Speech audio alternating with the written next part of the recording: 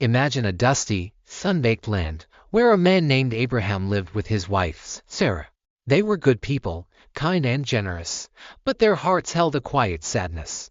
You see, they longed for a child, a little one to fill their home with laughter. God had whispered a promise to Abraham, a promise of children, but years had passed, and Sarah and Abraham grew old. Sarah, especially, felt a little like a dried-up flower. "It's too late," she sighed, her voice as soft as the desert wind. "We're too old." She couldn't see how a miracle could bloom in their lives. One scorching afternoon, 3 travelers came to Abraham's tent. Abraham, ever the gracious host, welcomed them with open arms. He offered them shade, water, and food. As they shared a meal, one of the travelers, who was no ordinary man but the Lord himself, spoke to Abraham. "Next year," he said, "Sarah will have a son." Sarah, listening from inside the tent, couldn't help but chuckle. "A baby, at my age," she thought. "That's impossible."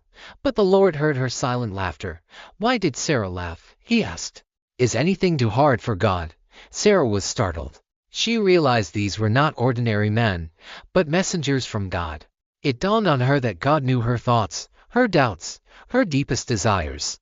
And just as the Lord promised, a year later, Sarah held a baby boy in her arms. They named him Isaac, which means laughter, because Sarah couldn't help but laugh with joy. What can we learn? God keeps his promises even when things seem impossible. God's promises are true. Sometimes we have to wait, but God's timing is perfect. Don't underestimate God's power. Sarah thought she was too old, but God showed that nothing is beyond his reach. He can do amazing things in our lives, even when we think it's too late. Listen to God's whispers. God speaks to us in different ways through his word, through other people, and even through our own hearts. We need to learn to listen and trust what he says. Faith over fear. It's easy to let doubt and fear creep in, just like Sarah did. But God wants us to trust him, even when we don't understand. Joy in God's timing. The joy Sarah felt when Isaac was born was so much greater because she had waited. God's timing often leads to the deepest joy.